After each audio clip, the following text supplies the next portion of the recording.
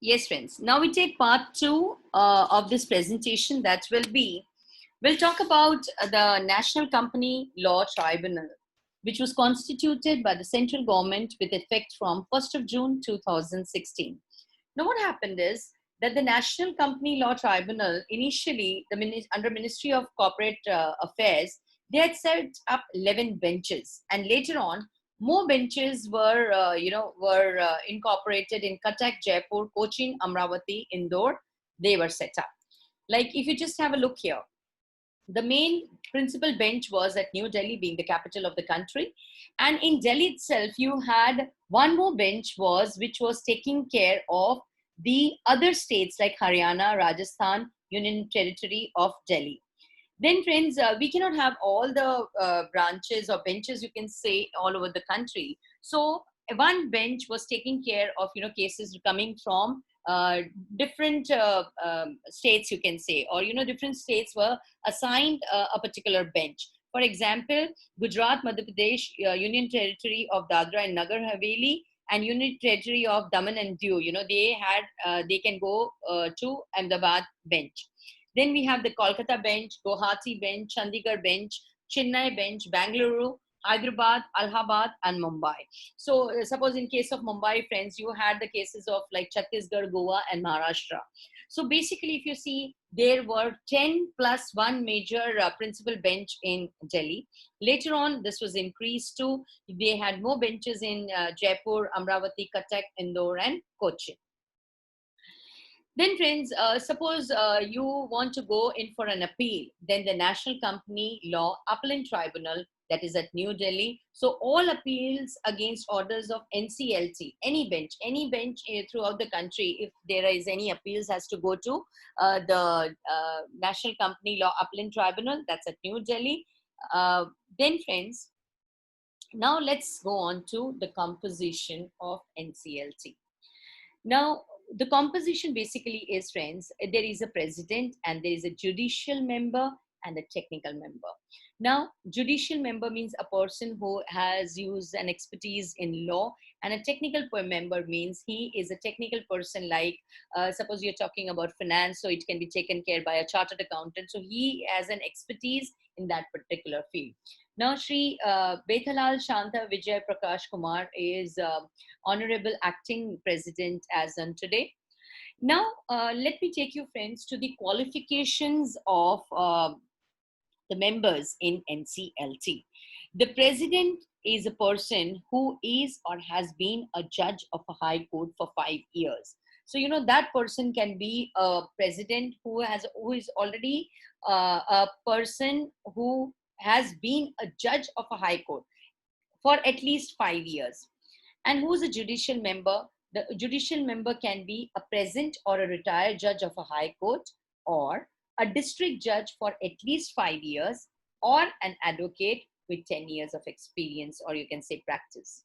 See, it's very important, friends. If you just have a look here, there is a combination of a person with law background, or you can say an expertise in law, and a person who is a technical member. He can be a person who has at least 15 years, is a member of an Indian corporate law service or Indian legal service, out of which at least 3 years as joint secretary or above. Or he can be a practicing company secretary, or a practicing chartered accountant, or an ICWA who is in practice for 15 years. Or he can be a person of proven ability of not less than 15 years in law. So, he can be any person who has an expertise in law or industrial finance or industrial management or administration, industrial reconstruction, investment, accountancy, labor matters, or any other discipline related to management, conduct of affairs, revival, rehabilitation, and winding up of companies. So if a person has, expertise in any of these fields, he can also be a technical member. And finally, friends, he is or has been for at least 5 years a presiding officer of a labor court, tribunal, or national tribunal constituted under the Industrial Dispute Act 1947. So these are, friends, the qualifications in case of what? In case of a member, a president or a judicial member or a technical member in under NCLT. Then, friends, we see the composition of NCLAT, that is the appellant tribunal. Now, in case of NCLT, there is a president, but here it is a chairperson. And here too, also we have a judicial as well as a technical member. Now, Justice Bansilal Bhatt is the Honorable Acting Chairperson of NCLAT. Now, let's see, friends, the qualification. Who can be a chairperson? A person who is or has been a judge of a Supreme Court or Chief Justice of the High Court. This person can only be a chairperson of Appellant Tribunal, that is NCLAT. Then, friends, who can be a judicial member? A person or retired judge who is present or retired judge of a high court or is a judicial member of a tribunal for 5 years. So they have made the qualifications like this, that, you know, a judicial member should be a person with expertise in law, and a technical member can be a person of proven ability, integrity, and standing, having special knowledge and experience of not less than 25 years. So, you know, you can just understand a person who has 25 years of experience, so but natural, he can be a technical member in case of the appellant tribunal. Now, friends, let's see the remedies for any aggrieved person. So suppose you have gone into an NCLT and you want to go in for an appeal. Then that appeal against the order of an NCLT, that is on question of law and facts, they can go to NCLAT, that is the appellant tribunal, within 45 days. But suppose they've gone to NCLAT and they still want to go further to the Supreme Court, then in that case, appeal against the order of the appellant tribunal on question of law to Supreme Court, they have to go do this within 60 days. So that is, friends, how, you know, a aggrieved person can go. He has to first go to NCLT. If he wants to go in for appeal, then he has to go in within 45 days to NCLAT. And then within 60 days of the order that you get it from NCLAT, he can appeal to Supreme Court. Then, friends, let's try to understand what are the advantages of NCLT. Now, NCLT is a specialized court that is only for corporates. Just like, you know, high courts, we saw this was a, you know, issue, or right in the beginning we have seen that because there were so many cases which were coming to high court, so the you know, high court judges were not able to give, you know, time and energy to the company matters. So now this is a specialized court that is only for corporates, that is companies registered in India, plus even for the limited liability partnership. Then NCLT will reduce the multiplicity of litigations. Now you don't have to go to, you know, the company law board, or you don't have to go to other authorities or to the high court. There is any type of litigation, you know, you can just come to NCLT. You don't have to go to different forums or to different courts. Then, friends, NCLT has multiple branches. We have seen the benches all over. Like, you know, you had initially around about 10 benches, and then another 5 were added. So, you know, you can get justice at a close range. So suppose if you are in Mumbai, so, you know, you can get justice. You can just go to the Mumbai bench. You don't have to go to Delhi. So, you know, you can get justice at a close range. Then, friends, it consists of, this was the beauty of formation of NCLT, that there's a combination of judicial as well as technical members. Just like I said, you know, both think from a different angle, but, you know, they are trying to come together to decide matters. So a person who's an expertise in law, he gives, you know, justice, or he understands the matter from a law perspective, and a technical person things that way, and then that is, you know, how the matters are decided. And but natural, the time taken to wind up a company is also reduced. Speedy disposal of cases are there, so, you know, the more faster the cases take place, so there's not lot of, you know, cases pending. So this is advantage of formation of NCLT. Then, friends, there is a class action. What are the powers of NCLT? The class action is, the suits are filed against frauds, any company which is registered under the Indian Companies Act and it steals money from the investors. Suppose a company is incorporated, and that company is basically made by what we say that a public limited company is a company which goes public. It goes to the general public and asks for money. So those are the investors, or we call them as shareholders. And if any company steals their money or cheats them, okay, that is the power that is NCLT can come and they can take a penal action against the company. Then friends, transfer of shares. Now, if a company mishandles any registration of transfer of shares, like suppose I want to sell my shares, so I want it to be transferred to somebody else. So the company, if it refuses or to transfer the shares, that individual can go to NCLT within 2 months to seek justice. So that is another power of NCLT. Then operation and mismanagement. Now see, agar koi company partiality karti hai, ya they be being partial and aiming to benefit selected parties, बहुत कम लोगों को, they are being partial to them. So people or individuals who are oppressive, that is, they feel that they are left out, or the company is not taking care of them, or there is a mismanagement of the company, that can also they can also go to NCLT to ensure justice. Then friends, deposits.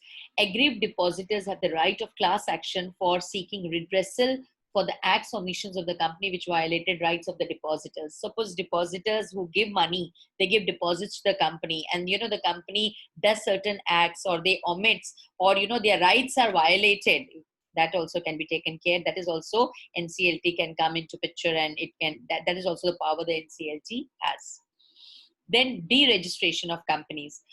NCLT is vested with the power to deregister and dissolve companies. Just like we said, there's a formation of a company, a person who wants to form a company, they have to fill up memorandum of association and article of association. They have to go to the registrar. And then, just like we say, a person is born, we get a birth certificate. Similarly, when a company is born, you get a certificate of incorporation. So that particular certificate, if NCLT feels that that this company has been registered by fraudulent or illicit means, they can even deregister these companies or dissolve. They can just go in for winding up of such companies. Then friends, we come to revision of financial statements.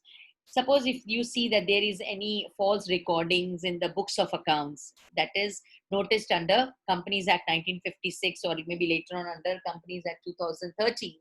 Section 447 and 448 have been added to the Companies Act 2013 to ensure that such an act is now under the ambit of NCLT. So if the companies don't give a true and clear picture of their books of accounts, or there is any false data in of records, then this can also be taken care by NCLT. Then friends, investigation. So if any investigation is to be done, NCLT can order it anywhere, either in India or even abroad. The NCLT can go in for investigation. And NCLT also has the power to impose restrictions on securities. That is, the tribunal can impose restrictions on any shares or securities of the companies. Then friends, it also can freeze the assets of the companies. The tribunal is vested with the power to freeze the assets. Freeze the assets means what? That suppose the company wants to sell any of their assets, they can't do it, which whenever their company is under investigation. So the NCLT can tell them that your bank accounts are freeze or your assets are freeze, and till the time the investigation is not taken care of. Then if a public limited company wants to get converted into private company, they have to get an approval from NCLT before this conversion. Otherwise, they cannot go in for conversion. Public limited company to private company. Then friends, suppose there is a change in the financial year is to be done. NCLT also has the power to change the financial year of the companies. Just like we know that our financial year starts from 1st of April and ends on 31st of March. But suppose for some reasons that there has to be a change in the financial year, NCLT has that power to change the financial year of companies registered in India. Then friends, tribunal also conveyed general meetings. NCLT is vested with the power to convey a general meeting. It can be an AGM or it can be a EGOM. Then power to investigate ownership of a company. Now, who are the real owners? Okay, this tribunal also is vested with the power to investigate matters relating to ownership. Who are the real owners of the company? They also can investigate on that. Then, friends, what is the procedure before the tribunal, that is NCLT?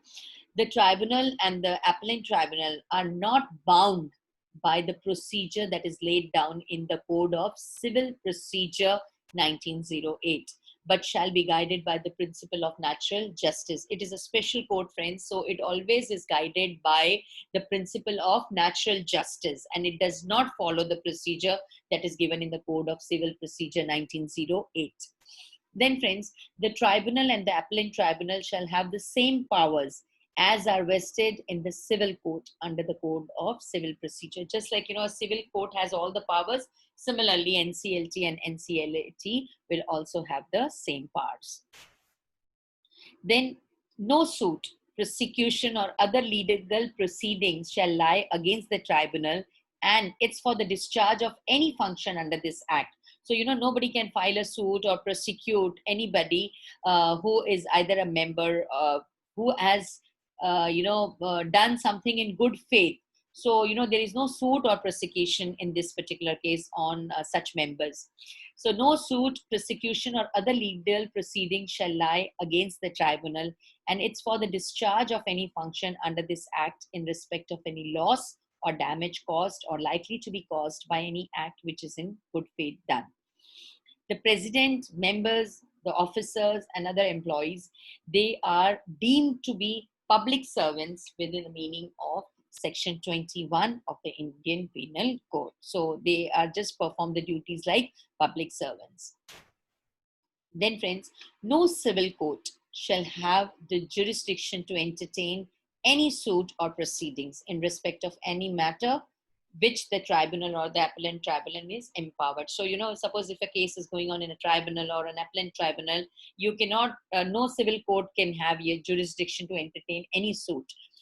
Then, no act or proceedings shall be questioned or shall be inviolate merely on the ground of existence of any vacancy or defect in the constitution. So suppose there is any defect in the constitution of a tribunal or an appellant tribunal, the act or proceedings cannot be questioned just because there was some deficiency or there was a vacancy in the tribunal. Whatever act or whatever judgment is given by the tribunal, it cannot be questioned. Then, friends, who has the right to legal representation, meaning who can appear? Now, Section 432 of the Companies Act 2013 says, a party to any proceedings before NCLT or NCLAT can appear either. So any aggrieved person, he himself can appear before NCLT. He can have a chartered accountant authorized to do it on his behalf, a company secretary, a legal practitioner, or any other person to present his case before NCLT or NCLAT. Now, there were many cases, friends. The famous cases which went on to NCLT is the ArcelorMittal, who took over SR for 42,000 crores in November 2019. Another interesting case, friends, which I felt can be shared with you was Ruchi Soya, which was taken away by Patanjali for 4,111 crores. Now, see, friends, if you just have a look at there is a share price of Ruchi Soya as on 24/7/2019 was 3.28, but as on 30/3/2020, you can say almost within 9 months' time, approximately, the price went on to 162 rupees. So, there was a increase of around about 4,800% return. Just imagine if Ruchi Soya would have been, closed down or wounded up, this would have been a greater loss. But if you just see, because of the resolution process, it was taken away by Patanjali, and the share market price or the return, you can see it is 4,800%. A share price which was hardly 3 rupees 28 paisa went on to 162 rupees. So this is what is, the cases which went on to NCLT. Another case we are just seeing is the Jet Airways case. DHFL case is another popular case. IL and FS case is another important case which has gone to NCLT. Then friends, let me take you to, after understanding this entire code and understanding what NCLT is all about, let me take you, friends, to the essential of a professional. Now, if you ask me, like, what are the need, what are the things that, as a professional we should have to, appear before NCLT? So if you ask me, I'll say the first and the foremost is that you should have a subject knowledge. That knowledge, the more powerful you are on your subject, okay, you have to read, you have to revise, you have to be updated. What are the cases going on? So subject knowledge is the most important thing, friends, that one should have in case of what? In case of appearance before NCLT. Then, friends, the second effective essential I feel is the communication skills. The communication skills is what I want to convey. So, even though I have good knowledge about the subject, but I'm not able to convey, then it has, it has less weightage. So, you should try to build up a effective communication skills. Some people are gifted with good, communication skills. Some can even earn by practice, or maybe by taking courses, or maybe, by talking more. You can have that, you can, build up that communication skills within, because, being lawyers, you have to talk more. So with subject knowledge, if you have, build up this also, communication skills will play a very important role. Plus, friends, communication is what you say, and drafting is what you do. So, you should also, try to have good drafting skills, like how to draft a particular case. That is also very important. And then practice of writing excellent codes. That is also, you have to do lots of practice. And finally, friends, the practical exposure. You have to have a practical exposure, so that, you can, because, going and standing before NCLT is, like, you should know everything about the company. You should know everything about what the company does, what was the issue, and how you convey, and how you draft, and what are the excellent codes that you write, plus your exposure. So I think these are very important. Some of them are, you can call them as soft skills, which are very important and essential for a professional. And this was to share my views, friends. I had taken the references from the Company Law Tribunal and the rules, as well as the Companies Act 2013. So that was, all the references I have taken from. That's all, friends, from my end. This is, once again, I am thanking the entire organizing team to give me this platform to, share my views on this particular topic. So thank you very much for a patient hearing, and goodbye.